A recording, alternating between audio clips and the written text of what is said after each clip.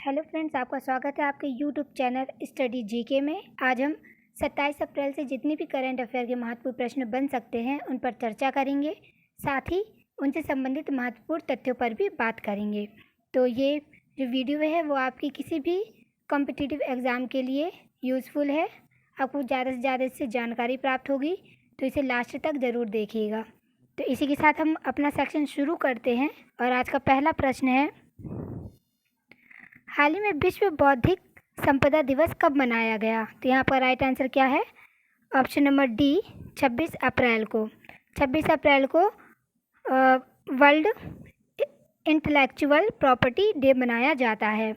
क्यों मनाया जाता है 26 अप्रैल को? तो 26 अप्रैल 1970 को विश्व बौद्धिक संपदा संगठन यानी कि WIPO कन्वेंशन लागू हुआ, जिसके उपलक्ष्य में प्रत्येक वर्ष 26 अप्रैल को इस दिवस का आयोजन किया जाता है और इसकी शुरुआत 2000 से की गई थी।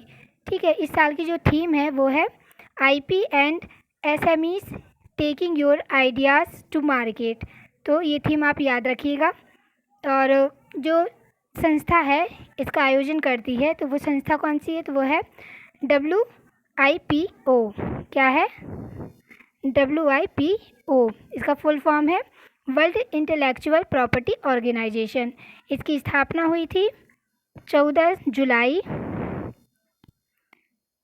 1967 में। ठीक है, और इसका जो हेड क्वार्टर है वो है जिनेवा में। कहाँ है? जिनेवा में, स्विट्ज़रलैंड के जिनेवा में इसका हेड क्वार्टर है। और इसके सदस्य देश हैं 193। तो इतना आप याद रखिएगा। ठीक है, तो यहाँ पे विश्व बौद्धिक संपदा दिवस कब 26 अप्रैल को मनाया जाता है। अगर हम ऑप्शन नंबर ए की बात करें 22 अप्रैल, तो 22 अप्रैल को विश्व पृथ्वी दिवस मनाया गया। 24 अप्रैल को राष्ट्रीय पंचायती राज दिवस मनाया गया और 25 अप्रैल को विश्व मलेरिया दिवस मनाया गया। तो फिर आपका अगला क्वेश्चन है, हाल ही में प्रकाशित एक रिपोर्ट के अनुसार किस विटामिन की कमी वाले लोग कोविड-19 से ज़्यादा प्रभावित हो रहे हैं? तो यहाँ आपका राइट आंसर क्या हो जाएगा? Option number D, vitamin D. ठीक है, विटामिन डी की कमी जिन लोगों में है उनको ज़्यादा कोविड-19 से संक्रमण हो रहा है। ठीक है, तो ये रिपोर्ट किसने प्रकाशित की है? तो ये रिपोर्ट प्रकाशित की है पिछले साल के एक अध्ययन पर। ठीक है, किसने किया था? तो मरियम इडाबी और एल्डोना मोंटोना लोजाअस European Journal of Clinical Nutrition ने एक अध्ययन किया था पिछले साल, जिसको प्रकाशित उन्होंने किया है और टाइटल दिया है इसका perspective improving vitamin D status in the management of कोविड-19। ठीक है, तो ये टाइटल है इस रिपोर्ट का। इस रिपोर्ट में इन्होंने ये कहा है कि कोविड-19 उन लोगों को ज़्यादा प्रभावित कर रहा है जिनकी बॉडी में विटामिन डी की कमी है। अगर यहाँ विटामिन डी की बात करें तो विटामिन डी वसा में घुलनशील होता है। आप इस तरीके से याद कर सकते हैं कि कौन से विटामिन वसा में घुलनशील है, कौन से विटामिन जल में घुलनशील है। तो ये एडैक। ठीक है, vitamin A, vitamin D, vitamin E और विटामिन के ये वसा में घुलनशील होते हैं और जो आपका BC होता है वो जल में घुलनशील होता है। ठीक है, तो इस तरीके से आप इसे याद रखिएगा। और विटामिन डी का जो नाम है उसको किस नाम से जानते हैं? तो कैल्सीफेरोल कहा जाता है। विटामिन डी की कमी से बच्चों में रिकेट्स और वयस्कों में ऑस्टियोमलेशिया रोग होता है। ठीक है, तो आप ये याद रखिएगा। और इसके अगर स्रोत की हम बात करें तो मछली, ठीक है, दूध और पनीर और मोस्ट इम्पॉर्टेंट सूर्य का प्रकाश। ठीक है, सूर्य के प्रकाश से हमें विटामिन डी प्राप्त होता है। तो इतना आप इस प्रश्न के बारे में याद रखिएगा। अगला क्वेश्चन है, किस मंत्रालय ने ऑक्सीजन और उससे जुड़े सामान लाने वाले जहाज़ों को बंदरगाह शुल्क से छूट दी है? तो ये मंत्रालय का क्या नाम है? ये मंत्रालय है जहाजरानी मंत्रालय। जहाजरानी मंत्रालय ने ये फैसला किया है कि ऑक्सीजन और उससे जुड़े जो भी सामान लेके आने वाली जहाज़ें हैं उनको बंदर का शुल्क नहीं दिया जाएगा। ठीक है, ताकि ज़्यादा से ज़्यादा ऑक्सीजन की आपूर्ति हो, है ना, जिससे ताकि ज़रूरतमंदों तक ऑक्सीजन की पहुंच हो सके, है ना। और जो देश में ऑक्सीजन को लेकर किल्लत चल रही है तो उससे देश को उभार सके। ठीक है, और ऑक्सीजन की आपूर्ति को सुनिश्चित किया जा सके, इस उद्देश्य से ये फैसला लिया गया है। अगर ये हम बात करें जहाजरानी मंत्रालय की, तो नवंबर 2020 में नरेंद्र मोदी ने घोषणा की थी इस मंत्रालय का नाम बदलने की। ठीक है, तो अब इस मंत्रालय का नाम हो गया है पत्तन पोत परिवहन जलमार्ग मंत्रालय। फिर से रिपीट करती हूँ, पत्तन पोत परिवहन जलमार्ग मंत्रालय। ठीक है, तो जहाजरानी मंत्रालय का भी ये नाम है। और इस मंत्रालय के जो मंत्री हैं उनका नाम है श्री मनसुख मंडाविया। तो इतना आप इस प्रश्न के बारे में याद रखिएगा। अगला क्वेश्चन है, पीएम मोदी ने पीएम केयर फंड से कितनी ऑक्सीजन प्लांट लगाने की मंजूरी दी है? कितने? तो यहाँ पे राइट आंसर आपका क्या हो जाएगा? 551। तो देश के सभी जिला अस्पतालों में पीएसए इसका फुल फॉर्म होता है pressure swing absorption medical oxygen plant. ठीक है, तो ये प्लांट लगाए जाएंगे। देश के जितने भी जिला अस्पताल हैं उनमें ये प्लांट लगाए जाएंगे। तो उन्होंने ये घोषणा की है। ठीक है, और साथ ही अगर मैं बात करूं कि पीएम केयर फंड क्या है, तो PM care fund corona Covid जैसी ही महामारी आपातकाल और संकट की स्थिति से निपटने के लिए, ठीक है, एक फंड है ना, एक फंड है ताकि राहत कार्य प्राथमिक इसकी उद्देश्य जो है कि राहत कार्य लोगों तक पहुंचाया जा सके ऐसे आपातकाल की स्थिति में। ठीक है, तो उस समय फंड की ज़रूरत को पूरा करने के लिए इसका निर्माण किया गया है। और इस फंड के जो पदेर अध्यक्ष होते हैं वो देश के प्राइम मिनिस्टर होते हैं, है ना। और इसके जो प्रधान ट्रस्टी होते हैं तो वो हैं रक्षा मंत्री, गृह मंत्री, वित्त मंत्री इस फंड के प्रधान ट्रस्टी होते हैं। तो इतना आप इस प्रश्न के बारे में याद रखिएगा। अगला क्वेश्चन है, हाल ही में किसने कोरोना वायरस के निर्माण के कच्चे माल की आपूर्ति पर लगी रोक को हटा दिया है? तो यहाँ पर का राइट आंसर क्या हो जाएगा? ऑप्शन नंबर बी, अमेरिका ने। ठीक है, अमेरिका ने ये किया है कि आपने देखा होगा कि अभी जिस तरीके से कोरोना वायरस है उसकी दूसरी लहर भारत को जितनी तेज़ी से अपनी चपेट में ले रही है, ठीक है, तो उससे पूरी विश्व बिरादरी में भारत को लेकर चिंता व्यक्त की जा रही है। ठीक है, भारत की इस संकट की घड़ी में सभी सहानुभूति पूर्ण अपनी बात कह रहे हैं कि वो भारत के साथ है। तो इसी बीच अमेरिका ने भी ऐसी ही सहानुभूति दी, लेकिन कहा जा रहा था कि जुबानी है क्योंकि वो कच्चे माल पर लगे प्रतिबंध को नहीं हटा रहा था, जो कोविशील्ड है उसको बनाने में इन कच्चे माल की बहुत ज़्यादा ज़रूरत पड़ती है, लेकिन वो इसकी आपूर्ति पर रोक लगी थी तो उसको नहीं हटा रहा था। लेकिन हाल ही में उसने ऐसा किया और इस रोक को हटा दिया। ज़्यादा से ज़्यादा वो कच्चे माल को भी हम तक पहुंचाएंगे और साथ ही ऑक्सीजन मशीन और वेंटिलेटर भी भेजेगा अमेरिका। ठीक है, तो ये अमेरिका के द्वारा हटाया गया है। अगर यहाँ हम अमेरिका की बात करें तो अमेरिका की राजधानी है वाशिंगटन डीसी, अमेरिका की करेंसी है डॉलर और अमेरिका के राष्ट्रपति कौन है? जो बाइडन।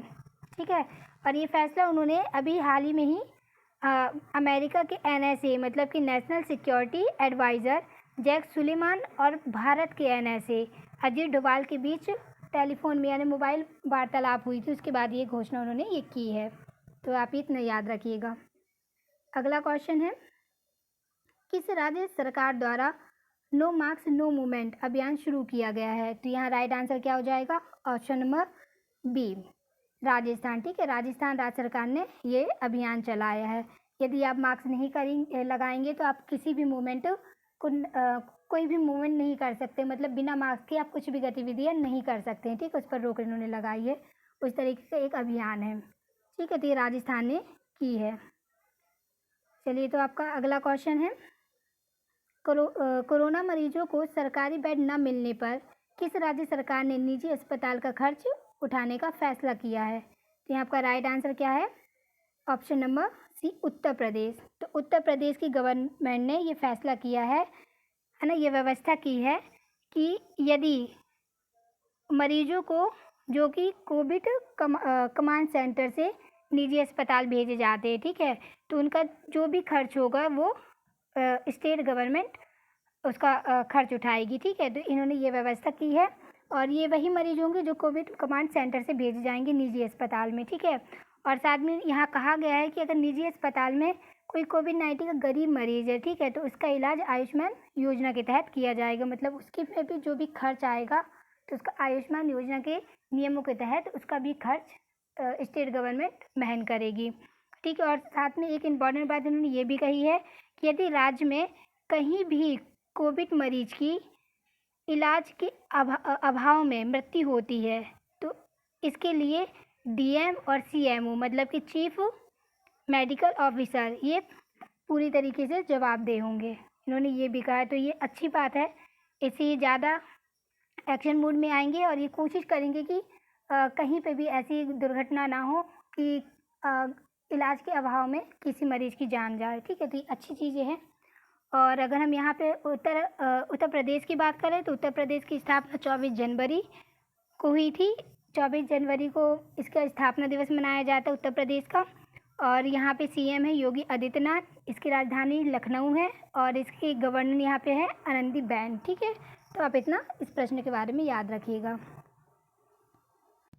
अगला प्रश्न है, बार्सिलोना ओपन खिताब किसने जीत लिया है? तो यहाँ आपका राइट आंसर क्या है?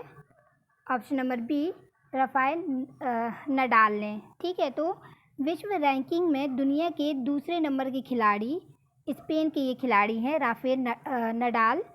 ये मुकाबले में 5वें नंबर के खिलाड़ी, विश्व के 5वें नंबर के खिलाड़ी स्टेफानोस सित्सिपास को हराकर ये खिताब अपने नाम कर लिया है। ठीक है, इन्होंने ये 12वीं बार ये खिताब से इन्हें नवाजा गया है, मतलब इन्होंने ये खिताब 12वीं बार जीता है, तो आप ये याद रखिएगा। अगला क्वेश्चन है, एसबीआई ने भारत की जीडीपी वृद्धि दर वित्त वर्ष 2021-22 के लिए कितना अनुमान लगाया है? तो यहाँ आपका राइट आंसर हो जाएगा ऑप्शन नंबर सी, 10.4%। ठीक है, इतना अनुमान लगाया है। तो पहले इन्होंने इसी वित्त वर्ष के लिए, चालू वित्त वर्ष के लिए 11% बताया था, लेकिन कोरोना महामारी की जो दूसरी लहर है उससे देश की आर्थिक गतिविधियाँ प्रभावित हुई हैं। तो इसके इन परिस्थितियों के तहत उन्होंने ये फैसला किया और जो जीडीपी की दर है उसको घटा के 10.4 कर दिया है। ठीक है, तो आप ये याद रखिएगा। यहाँ जीडीपी क्या है? तो जीडीपी का फुल फॉर्म होता है ग्रॉस डोमेस्टिक प्रोडक्ट। ठीक है, हिंदी में इसको बोलते हैं सकल घरेलू उत्पाद। ये होता क्या है? तो ये होता है कि एक विशिष्ट समय सीमा में, एक विशिष्ट निश्चित समय में देश की भौगोलिक सीमा के अंदर जितना भी उत्पाद होता है, ठीक है, जितना भी उत्पाद होता है या सेवाएं हैं उसका मौद्रिक मूल्य, ठीक है, ये कहलाता है उस देश की जीडीपी। तो आप ये याद रखिए कि यहाँ अगर हम एसबीआई की बात करें तो एसबीआई की जो स्थापना है ना, एसबीआई बैंक, इसकी स्थापना कब हुई थी? 1 जुलाई 1955 में। अध्यक्ष यहाँ पे दिनेश कुमार और इसका हेडक्वार्टर मुंबई में है। ठीक है, तो आप इतना याद रखिएगा इस प्रश्न के बारे में। अगर यह हम बात करें कि आरबीआई ने कितना जीडीपी बताई है, तो यहाँ आरबीआई ने बताई है 10.5%, और केयर रेटिंग ने बताई है 10.2%, और वर्ल्ड बैंक ने बताई है 10.1%। तो आप ये याद रखिएगा। अगला क्वेश्चन है, पंडित राजन मिश्रा का हाल ही में निधन हो गया, वे कौन थे? तो ये हैं, कौन थे ये शास्त्रीय गायक थे। ठीक है, ये शास्त्रीय गायक थे। इनका घराना जो थे ये बनारस घराने से बिलोंग करते थे। ख्याल गायकी के लिए विख्यात थे, है ना। इनके भाई हैं, मतलब पंडित राजन और साजन मिश्रा, ये दोनों की जोड़ी फेमस थी, ठीक है, गायन के लिए, शास्त्रीय गायन के लिए। तो इतना आप इस प्रश्न के बारे में याद रखिएगा। और हम उम्मीद करते हैं कि आपको ये वीडियो अच्छा लग रहा है, हमारी कोशिश आपको अच्छी लग रही है, तो प्लीज़ इसे लाइक, शेयर और सब्सक्राइब करना बिल्कुल भी मत भूलिएगा। तो आज के लिए मुझे इजाज़त दीजिए, धन्यवाद।